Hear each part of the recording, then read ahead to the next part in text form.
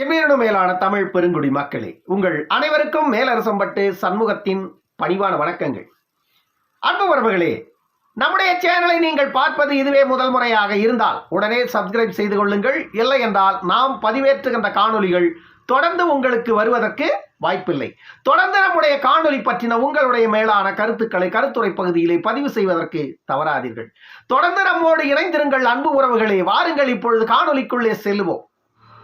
பிரபல தேர்தல் வியூக வகுப்பாளர் பிரசாந்த் கிஷோர் அவர்கள் திமுக தலைவர் மு.க. ஸ்டாலின் அவர்களை தொடர்பு கொண்டு 2024 தேர்தலோடு திமுகவின் அத்தியாயம் தமிழகத்தில் முடிவுக்கு வரும் என்று எச்சரிக்கை விடுத்திருக்கிறாராம்.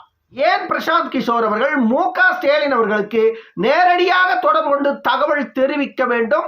அந்த அளவிற்கு பிரசாந்த் கிஷோருக்கு தமிழகத்தில் நடந்து கொண்டிருக்கின்ற தகவல் எப்படி தெரியும் என்ற ஒரு கேள்வி சாமானிய மனிதர்கள் மனதில் கூட எழ வாய்ப்பு இருக்கிறது.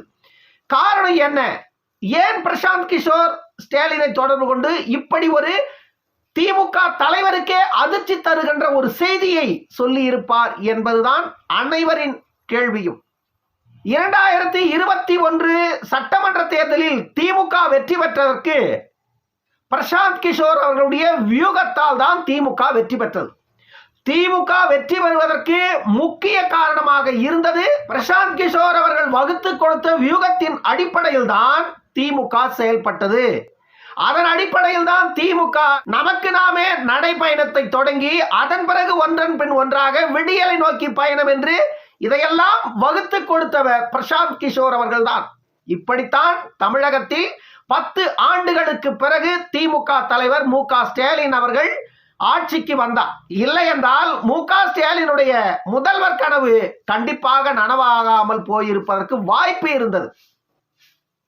ஆனால் அந்த வாய்ப்பை உருவாக்கி கொடுத்தவர் பிரசாந்த் கிஷோர். இவருடைய வியூகத்தால் தான் தமிழகத்தில் 2021 திமுக தமிழகத்தில் ஆட்சிக்கு வந்தது.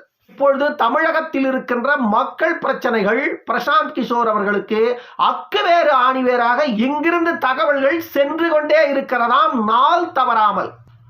அது எப்படி?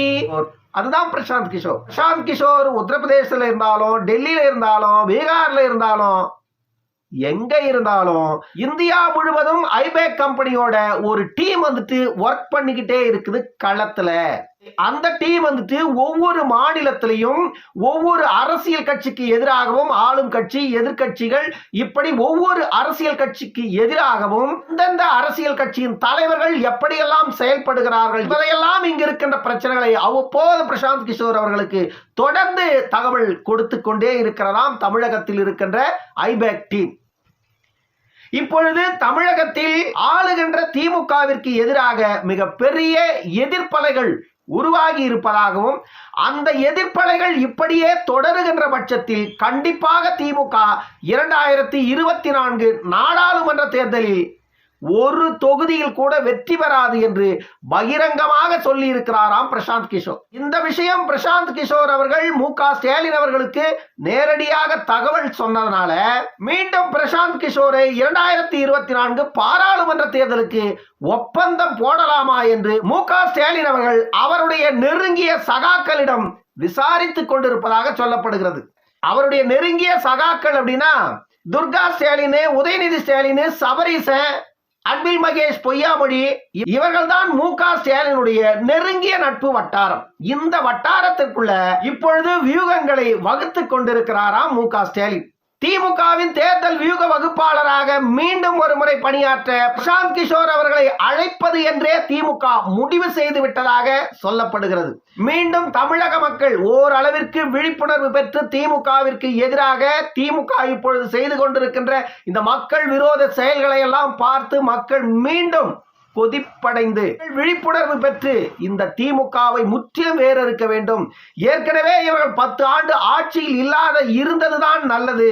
இவர்களுக்கு மீண்டும் அதிகாரத்தை கொடுத்ததுதான் தமிழக மக்கள் செய்த தவறு என்பதை மீண்டும் மக்கள் உணர்ந்திருக்கிறார்கள். ஆனால் இதை முறியடிப்பதற்காக குறைந்தது 400-500 கோடி ரூபாய் கொடுத்து ஐபேக் நிறுவனத்தின் தலைவர் பிரசாந்த் கிஷோர் அவர்கள் மூலமாக மீண்டும் தமிழகத்தில் எத்தனை பொய் கட்டுக்கதைகளை கட்டி உருவாக்கி, ஏற்கனவே 2021 தேர்தலுக்கு முன்னாடி மு.க. ஸ்டாலின் வந்துட்டு நடையா நடந்தாரு, நமக்கு நாமேனு நடந்தாரு, அப்புறம் விடியலை நோக்கி அப்படின்னு நடந்தாரு. எல்லாத்தையும் நடந்து இன்னைக்கு தமிழ்நாட்டு மக்களை நடு ரோட்டில் கொண்டாந்து உட்கார வச்சுட்டு மக்கள் புலம்புகின்ற நிலைக்கு தமிழ்நாட்டு மக்களின் வாழ்வியல் நிலை சென்றிருக்கிறது. இதைத்தான் பிரசாந்த் கிஷோர் அவர்கள் தமிழ்நாட்டு மக்களுக்கு பரிசளித்து விட்டு சென்றார். 400 கோடி ரூபாயை ஐபேக் நிறுவனம் திமுகவிடம் பெற்றுக்கொண்டு இந்த 5 ஆண்டுகளுக்கு தமிழக மக்களை நடுவீதியில் தள்ளியதுதான் பிரசாந்த் கிஷோரின் சாதனை. மீண்டும் ஒரு முறை அந்த சாதனையை செய்வதற்கு பிரசாந்த் கிஷோர் அவர்கள் திமுகவிற்கு வியூக வகுப்பாளராக ஒப்பந்தம் செய்ய இருப்பதாக ஒரு தகவல் கசிந்திருக்கிறது. இந்த முறை தமிழகத்தில் நடைபயணம் மேற்கொள்ளுவது உதயநிதி ஸ்டாலின் என்று சொல்லப்படுகிறது. இப்பொழுது உதயநிதி ஸ்டாலின் தலைமையில 2024 தேர்தலுக்கு முன்பாக உதயநிதி தலைமையில் மீண்டும் தமிழகத்தில் ஒரு நடைபயணத்தை தொடங்க வேண்டும் என்று ஏற்கனவே பிரசாந்த் கிஷோர் அவர்கள் இவர்களுக்கு ஐடியா கொடுத்து விட்டதாக சொல்லப்படுகிறது. அதற்காக உதயநிதி ஸ்டாலின் அவர்கள் வெகு விரைவில் தயாராக போகிறாராம். தமிழகத்தில் திமுகவிற்கு எதிராக ஒட்டுமொத்த மக்களும் திசை திரும்பி இருப்பதைத்தான் நாம் பார்க்க முடிகிறது. கடலூர் மாவட்டத்தை எடுத்துக்கொண்டால் நெய்வேலி பிரச்சனை அந்த மாவட்டத்தின் மக்கள் அனைவரையுமே திமுகவிற்கு எதிராக பேச வைத்திருக்கிறது. அதே போன்று திருவண்ணாமலை மாவட்டத்தை எடுத்துக்கொண்டால் மேல்மா சிப்காட் விவகாரம் அந்த விவசாயிகளை கொண்டு போய் குண்டர் சட்டத்தில் அடைத்தது உட்பட பல பிரச்சனைகளை திருவண்ணாமலை மாவட்ட மக்கள் சந்தித்துக் கொண்டிருக்கிறார்கள் இந்த திமுக ஆட்சியில். இது மட்டும் தானா என்றால் இல்லை. பரந்தூர் விமான நிலைய பிரச்சனை, அங்கு பல ஆயிரக்கணக்கான ஏக்கர் விளைநிலங்களை கையகப்படுத்துகிறோம் என்று பரந்தூர் விமான நிலையத்திற்கு இவர்களுக்கு இஷ்டம் வந்தாற் போல இவர்கள் கையெழுத்து போட்டு பரந்தூர் விமான நிலையத்திற்கு அனுமதி கொடுத்து விட்டு இப்பொழுது சாமானிய மக்களின் விளைநிலங்களை பரந்தூர் விமான நிலையத்துக்கு கையகப்படுத்த தயாராகி இருக்கிறது தமிழக அரசும் மத்திய அரசும். இப்படி ஒவ்வொரு மாவட்டம் தோறும் திமுக பல பிரச்சனைகளை மக்களுக்கு எதிராக செய்து கொண்டிருக்கிறது. ஆனால் இந்த இடங்களில் எல்லாம் டாக்டர் அன்புமணி அவர்கள் மட்டுமே போய் களத்தில் நின்று அந்த மக்களுக்காக குரல் எழுப்பி வருகிறார். கடலூர் மாவட்டத்தை எடுத்துக்கொண்டால் டாக்டர் அன்புமணியின் கை மட்டுமே ஓங்கி இருக்கிறது மக்கள் மத்தியில். இந்த சூழ்நிலையில் 2024 பாராளுமன்ற தேர்தலில் கடலூர் மாவட்டத்தில் அன்புமணி யாரை கை காட்டினாலும் அந்த வேட்பாளர் 100% வெற்றி பெறுவதற்கான வாய்ப்பு இருக்கிறது. அந்த அளவிற்கு கடலூர் மாவட்ட மக்கள் பாட்டாளி மக்கள் கட்சியின் பக்கம் ஒட்டுமொத்தமாக திரும்பி இருப்பதாக சொல்லப்படுகிறது. இந்த விஷயங்கள் எல்லாம் பிரசாந்த் கிஷோர் அவர்களுக்கு ஏற்கனவே தகவல் தெரிவிக்கப்பட்டு விட்டதாக சொல்லப்படுகிறது. அதே போன்று திருவண்ணாமலை மாவட்டத்தில் மேல்மா சிப்காட் பிரச்சனைக்கு அன்புமணி அவர்கள் தான் நேரடியாக களத்தில் சென்று அந்த மக்களுக்கு ஆதரவு தெரிவித்து கடைசியில் அந்த 7 பேரை குண்டா சட்டத்தில் தமிழக அரசு கைது செய்து சிறையில் அடைத்த பொழுது அன்புமணி அவர்கள் போய் அங்கு போராட்டத்தை நடத்திய பிறகுதான் திமுக அரசு 7 பேரை குண்டாஸ் போட்டதுல 6 பேரை விடுதலை செய்தார்கள். ஒருவரை மட்டும் விடுதலை செய்ய மறுத்தது திமுக அரசு. அந்த ஒருவரையும் சமீபத்தில் ஒரு வாரத்திற்கு முன்பாக விடுதலை செய்திருக்கிறது. இப்படி ஒவ்வொரு இடத்திலும் பாட்டாளி மக்கள் கட்சி மட்டுமே களத்தில் போய் நின்று கொண்டிருக்கிறது. டாக்டர் அன்புமணியின் பக்கம் இளைஞர்களின் செல்வாக்கும் மக்கள் செல்வாக்கும் விவசாயிகளின் செல்வாக்கும் தொடர்ந்து பெருகி கொண்டிருக்கின்ற சூழ்நிலையில் தான் வட மாவட்டங்களில் திமுகவின் கை முற்றிலுமாக சாய்ந்து விட்டதாகவே சொல்லப்படுகிறது. திமுகவிற்கு எதிராக வட மாவட்டத்தில் ஒட்டுமொத்த மக்களும் திரும்பி இருப்பதாக சொல்லப்படுகிறது. காரணம் என்ன அப்படின்னா, ஒரு பக்கம் 10.5 விழுக்காடு இடஒதுக்கீட்டை பறித்துவிட்ட காரணத்தினால் வட மாவட்டத்தில் இருக்கின்ற பெரும்பாலான வன்னியர்கள் இனி திமுகவிற்கு வாழ்நாள் முழுவதும் வாக்களிக்க கூடாது என்று முடிவெடுத்திருப்பதாக சொல்லப்படுகிறது. பாட்டாளி மக்கள் கட்சி ஒன்று மட்டும்தான் வன்னியர்களுக்கான உரிமையை மீட்டுக் கொடுப்பதற்கு களத்தில் இறங்கி கடுமையாக போராடி கொண்டிருக்கிறது. இனி எந்த ஒரு சூழ்நிலையிலும் பாமகவை விட்டு வேற இயக்கத்திற்கு வாக்களிக்க கூடாது என்று வன்னியர்கள் எல்லாம் ஒட்டுமொத்தமாக வட மாவட்டங்களில் உள்ள வன்னியர்கள் முடிவு எடுத்து விட்டதாக தமிழகத்தின் உளவுத்துறை ஏற்கனவே மு.க. ஸ்டாலின் அவர்களுக்கு கூறிவிட்டதாம்.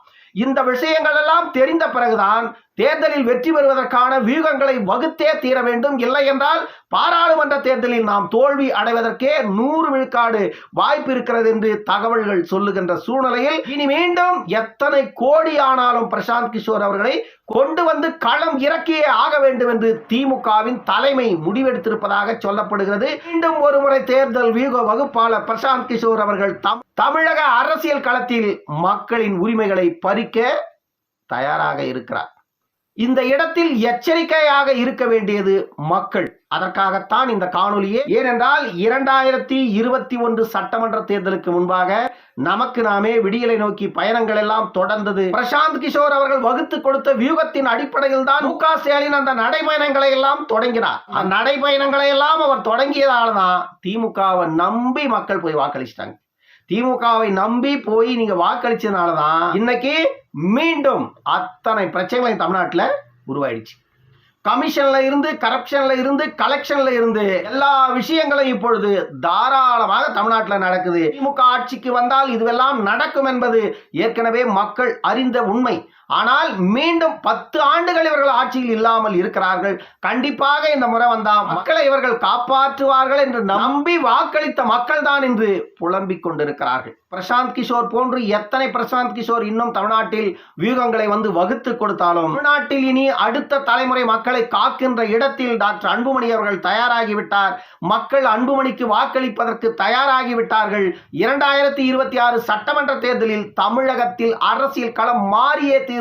அதற்கு மக்கள் தங்களை தயார்படுத்திக் கொண்டிருக்கிறார்கள் என்பதுதான் நிதர்சனமான உண்மை. எத்தனை வியூகங்களை பிரசாந்த் கிஷோர் வகுத்து கொடுத்தாலும் இனி திமுக மட்டும் தமிழகத்தில் ஆட்சிக்கு வரும் என்பது கனவுதான். இன்னொரு காணொலியில் சந்திக்கும் வரை உங்களிடமிருந்து விடைபெற்றுக் கொள்வது மேலரசம்பட்டு சண்முகம். நன்றி, வணக்கம் அன்பு உறவுகளே.